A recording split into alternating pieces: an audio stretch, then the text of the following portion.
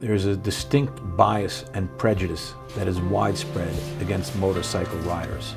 That bias is held by the general public, and it poisons insurance adjusters, lawyers, and judges.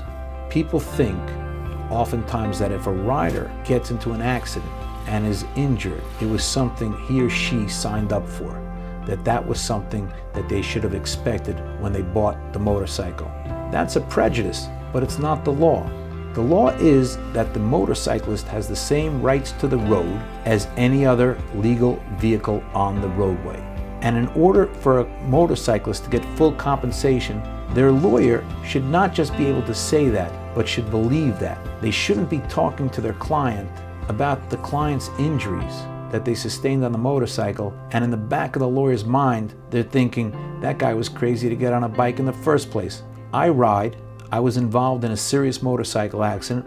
I broke my wrist, my ankle, and 7 bones in my back in a motorcycle accident, and I put on 120,000 miles on my motorcycles since the accident. I don't blame the rider. I believe in the rights of the rider. I have represented motorcyclists at the highest levels in federal courts defending their constitutional rights.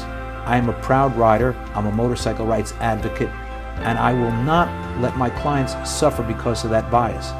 I will demand fair compensation for all riders, and if they don't have an attorney that is compassionate about their rights, as I am, they're in the wrong hands.